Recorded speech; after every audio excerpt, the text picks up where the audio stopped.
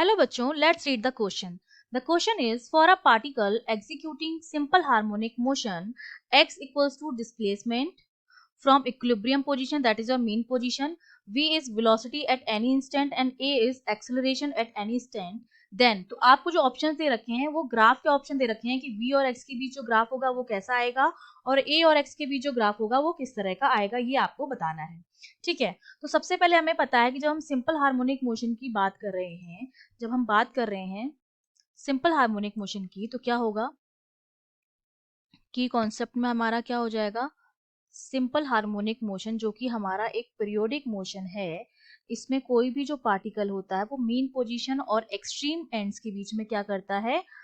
To and fro motion करता है। ठीक है, ये हमारे पॉजिटिव एक्सट्रीम एंड हो गया, ये नेगेटिव एक्सट्रीम एंड हो गया और ये हमारी क्या हो गई, मीन पोजीशन हो गई। जब हमारा पार्टिकल हमने सपोज किया है कहाँ से, मीन पोजीशन से स्टार्ट कर रहा है मोशन करना, तो इसका एक स्टैंडर्ड इक्वेशन होती है डिस्प्लेसमेंट की, वो इक्वेशन हम देते हैं x इक्वल्स टू a, अगर हम मीन पोजीशन स्टार्ट करें तो a साइन ओमेगा टी हो जाएगा। अगर एक्सट्रीम एंड से स्टार्ट कर रहा है, क्योंकि हमारी जो वेलोसिटी दी जा रही है वो किसी भी एक इंस्टेंट पे दी जा रही है, तो हमारी वो क्या आ जाएगी, a cos ओमेगा टी हो जाएगा। एक्सट्रीम एंड्स पर जो होता है वो x जो होता है वो a cos ओमेगा टी, अगर माइनस है तो x equals to minus a cos omega t, और अगर मीन पोजीशन पे होता है तो x equals to a sin omega t होता है। ये स्टैंडर्ड इक्वेशंस होती हैं। तो अगर x ये है तो मेरा v क्या हो जाएगा, dx अपॉन dt से हम v की वैल्यू निकाल लेंगे, तो वो वैल्यू मेरे पास कितनी आ जाएगी, minus a omega sine omega T. Similarly हम एक्सेलरेशन निकाल लेंगे, वो हमारा कितना आएगा, dv अपॉन dt, वो मेरे पास कितना आ जाएगा, minus a omega square cos omega T. तो ये मैंने क्या निकाल ली है, तीनों इक्वेशंस मैंने कैलकुलेट कर निकाल ली है। ठीक है, अब मुझे ग्राफ बताना है v और x के बीच में ग्राफ, तो v की इक्वेशन ये है, x की इक्वेशन ये है, तो मैं क्या करूं, दोनों इक्वेशन को पहले तो स्क्वायर कर दूं और फिर क्या कर दूं,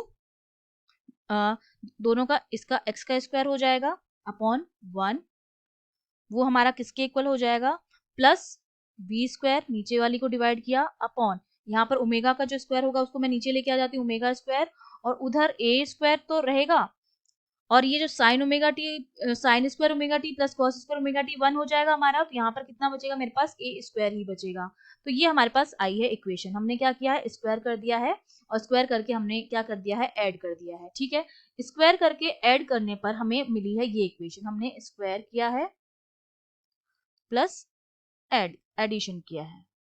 ठीक है, अब ये जो इक्वेशन है वो हमारी एक इलिप्स की इक्वेशन है। ठीक है, ये जो इक्वेशन हमारे पास मिल रही है वो एक इलिप्स की इक्वेशन है, तो मैं कह सकती हूँ कि मेरा v और x के बीच जो ग्राफ बनेगा वो कैसा बनेगा, एक इलिप्स होगा। तो a ऑप्शन तो गलत हो गया हमारा और b ऑप्शन हमारा करेक्ट हो गया।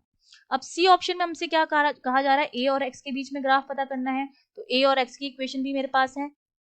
ये a की इक्वेशन है, ये x की इक्वेशन, मैं क्या कर दूं, डिवाइड कर दूं x की इक्वेशन को a से। ठीक है, तो x अपॉन a जो आएगा मेरे पास वो कितना आ जाएगा, उसकी वैल्यू मेरे पास आएगी, इसको मैं डिवाइड करूंगी, ये 1 हो जाएगा, यहाँ पर ये आएगा 1 अपॉन माइनस ओमेगा स्क्वायर। तो यहाँ से जब मैं फर्दर इसको सॉल्व करूंगी तो मेरा जो a आएगा वो मेरे पास कितना आएगा, a equals to minus omega square x। तो यहाँ पर ओमेगा जो है वो तो आपका एंगुलर फ्रीक्वेंसी जिसकी वैल्यू 2 पाई बाई टी होती है, जो कि एक कांस्टेंट है, तो ओमेगा स्क्वायर जो है आपका वो तो एक कांस्टेंट है। इसका मतलब मेरा जो एक्सेलरेशन है वो क्या कर रहा है, प्रोपोर्शनल है x के, क्योंकि मैं इसको a equals to minus C X भी लिख सकती हूँ, जो इक्वेशन हमारी a equals to minus C X लिख सकती हूँ इसको मैं, और ये इक्वेशन जो है वो किसकी इक्वेशन है, स्ट्रेट लाइन की इक्वेशन है। और स्लोप जो है हमारा, c जो होता है हमारा स्लोप होता है, तो a और x के बीच जो ग्राफ बनेगा वो एक स्ट्रेट लाइन ग्राफ बनेगा, और यहाँ पर प्लस में कोई भी वैल्यू नहीं है, इसका मतलब हमारा जो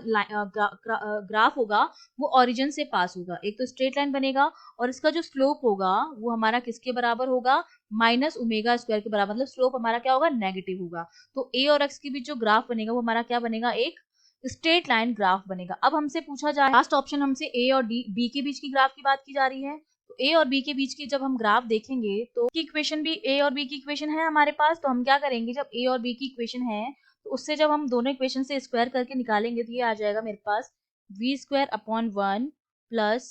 a स्क्वायर